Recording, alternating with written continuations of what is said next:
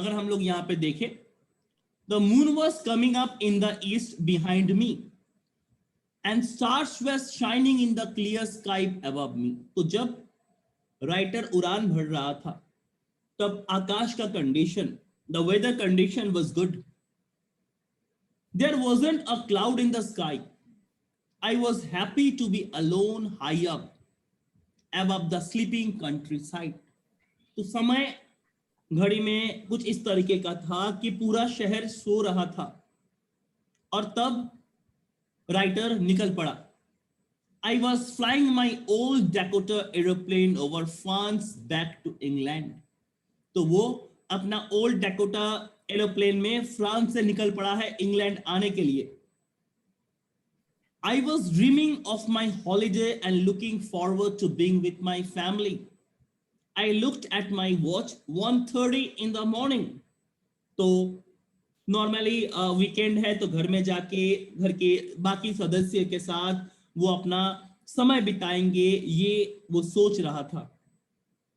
और जब उसने अपने घड़ी में देखा तो रात के 1:30 बज रहे थे।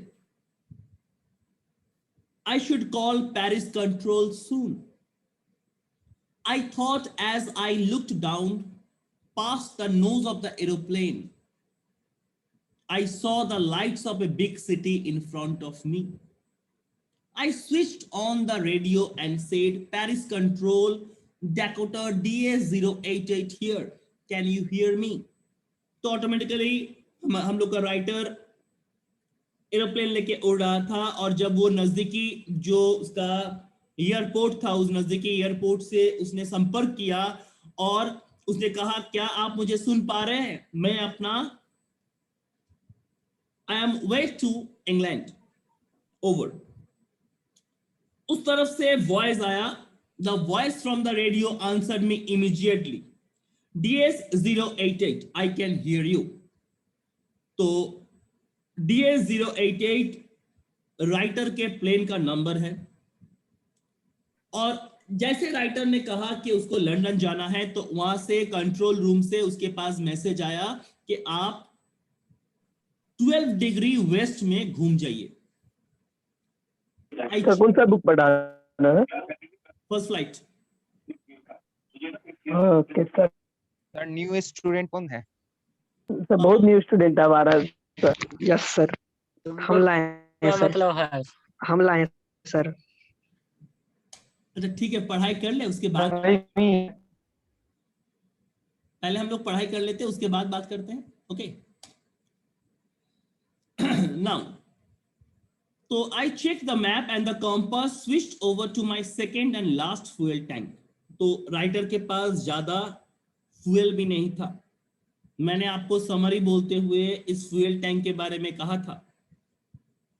तो राइटर ने अपना कंपास चेक किया, मैप चेक किया और सेकेंड और लास्ट फ्यूल टैंक की तरफ उसने देखा कि उसके फ्यूल टैंक में बहुत ज्यादा फ्यूल नहीं है, मगर ठीक है, इंग्लैंड पहुंचने के लिए काफी है। तो डैकोटा 12 डिग्री वेस्ट लेके इंग्लैंड की तरफ बढ़ता रहा। राइटर सोच रहा है, I will be in time for breakfast. I thought a good English breakfast. Everything was going well, it was an easy flight. तो सब कुछ ठीक ठाक जा रहा था। ऑलरेडी राइटर 150 किलोमीटर तक चल चुका था। Paris was about 150 kilometre behind me when I saw the clouds. जब उसका क्लाउड के साथ सामना हुआ तब पेरिस 150 किलोमीटर पीछे था।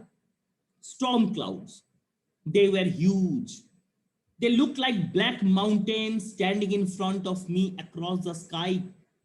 तो इस पार्ट में कंपैरिजन किया गया है। किस चीज का कंपैरिजन किया गया है? ना उस स्टॉर्म के साथ उस ब्लैक माउंटेन्स का। वो स्टॉर्म्स को ब्लैक माउंटेन्स के साथ कंपेयर किया गया है। I knew I could not fly up and over them and I did not have enough fuel to fly around them to north or south। तो मुझे पता है मैं इनके ऊपर से नहीं जा सकता और अगर मैं इसको घूम के जाने का कोशिश करूं तो मेरे पास उतना फ्यूल नहीं है, मेरे पास और कोई चारा नहीं है। I ought to go back to Paris, I thought, but I wanted to get home, I wanted that breakfast। तो किसी भी हालत में मुझे घर पहुंचना था क्योंकि वो घर का याद आ रहा था, वो घर का ब्रेकफास्ट वो मिस कर रहा था जो वो अपने फैमिली के साथ रहना चाहता था। तो राइटर ने यहां पे रिस्क लिया। I will take the risk, I thought, and flew that old Dakota straight into the storm. और राइटर अपना प्लेन लेके उस स्टॉर्म के अंदर दाखिल हो गया। Inside the cloud, everything was suddenly black. It was impossible to see anything outside the aeroplane. तो बाहर देखना मुमकिन नहीं था। The old aeroplane jumped and twisted in the air. तो तूफान के कारण एरोप्लेन जंप कर रहा था, अपना संतुलन बैलेंस नहीं रख पा रहा था। उसने कॉम्पास की तरफ देखा। I looked at the compass, I couldn't believe my eyes. The compass were turning round and round and round. तो कॉम्पास जवाब दे दिया था, it was dead, it would not work. जो और रेडियो सिग्नल्स देने वाले, जो रेडियो सिग्नल्स के और भी जो डिवाइसेस थे वो भी काम नहीं कर रहे थे। The other instruments were suddenly dead. Too I tried the radio, Paris control, can you hear me? There was no answer. तो पैरिस कंट्रोल को कांटेक्ट करने की कोशिश किया राइटर ने, मगर अनफॉर्चुनेटली पैरिस कंट्रोल से कोई जवाब नहीं आ रहा था, क्योंकि रेडियो तब तक खराब हो चुका था। I had no radio, no compass. I could not see where I was. तो अगर आपके पास रेडियो सिग्नल और कॉम्पास नहीं है तो आप प्लेन में जैसे हम लोग रास्ता भटक जाते हैं उस तरीके का होता है। And I was lost in the storm. Then in the black clouds quite near me, I saw another aeroplane. अब आया ब्लैक एरोप्लेन का इंट्रोडक्शन। ब्लैक एरोप्लेन पहली बार स्टोरी में इंट्रोड्यूस होने जा रहा है। राइटर अपने जगह से बैठ के उस एरोप्लेन को देख पा रहे हैं, मगर अनफॉर्चुनेटली उस प्लेन में कोई लाइट्स नहीं था। It had no lights on its wings, but I could see it flying next to me through the storm. I could see the pilot's face turn towards me. तो writer को लगा कि उसका जो पायलट है वो शायद घूम के उसकी तरफ देख रहा है और हाथों से कुछ इशारा करके उसको बताने का कोशिश कर रहा है। I was very glad to see another person. He lifted one hand and waved. तो उसने एक हाथ उठा के इशारा किया। Follow me, he was saying, follow me. तो वो जो पायलट था वो कहने का कोशिश कर रहा था कि आप मुझे फॉलो कीजिए। He knows that I am lost. I thought he is trying to help me. और मैंने देखा कि वो शायद मुझे हेल्प करने का कोशिश कर रहा है। He turned his aeroplane slowly to the north in front of my Dakota. तो आहिस्ता आहिस्ता ये ब्लैक एरोप्लेन नॉर्थ की तरफ घूम गया और मेरे लिए बहुत आसान हो गया उसको फॉलो करना, so that it would be easier for me to follow him. I was very happy to go behind the strange aeroplane like an obedient child. तो राइटर खुशी खुशी उस ब्लैक एरोप्लेन के पीछे चल दिए। आधा घंटा, after half an hour, the strange black aeroplane was still there in front of me in the clouds. तो आधा घंटा बाद भी वो ब्लैक एरोप्लेन राइटर के प्लेन के सामने था। नाउ एक प्रॉब्लम अराइज कर रहा है। प्रॉब्लम क्या है कि राइटर के फ्यूल टैंक में उतना फ्यूल और नहीं बचा है। Now there was only enough fuel in my old Dakota's last tank to fly for 5 or 10 minutes more. तो 5 से 10 मिनट का फ्यूल और बचा हुआ है और बाकी फ्यूल नहीं है, बाकी वो नहीं जा सकता। और अब राइटर को डर लगने लगा था। I was starting to feel frightened again, but then he started to go down. अचानक उसने देखा कि वो ब्लैक एरोप्लेन आहिस्ता आहिस्ता नीचे जा रहा था और मैं उसको फॉलो किया। I followed through the storm. Suddenly I came out of the clouds and saw 2 long straight lines of lights in front of me.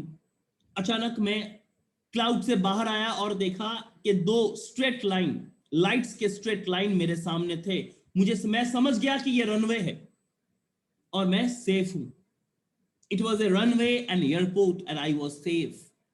I turned to look for my friend in the black aeroplane, but the sky was empty. जब पीछे घूम के मैं अपना दोस्त black aeroplane को देखने की कोशिश कर रहा था, मगर तब पूरे आकाश में कोई नहीं था. There was nothing there. The black aeroplane was gone. I could not see it anywhere. I landed and was not sorry to walk away from the old Dakota near the control tower.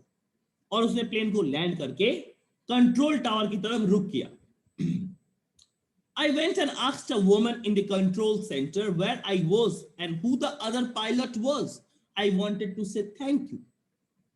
तो वो उस black aeroplane को pilot को ढूंढ रहा था thank you बोलने के लिए. She looked at me very strangely and then laughed. वो मेरे तरफ थोड़ा अजीबोगरीब तरीके से देखा और हंसने लगी. Another aeroplane up there in this storm. No other aeroplanes were flying tonight. Yours was the only one as I could see on the radar. तो आज रात और कोई एरोप्लेन नहीं उड़ रहा था, सिर्फ आपका एरोप्लेन रैडर में दिखा रहा था. So who helped me to arrive there safely without a compass or a radio and without any more fuel in my tanks? तो अब राइटर के मन में थोड़ा हलचल मचा कि आखिर ये ब्लैक एरोप्लेन का चक्कर क्या है. कौन था ये पायलट जो बिना लाइट के प्लेन को उड़ा रहा था? Who was the pilot on the strange black aeroplane flying in the storm without lights? And this is the question mark to end the chapter. Okay. So, any question, please let me know.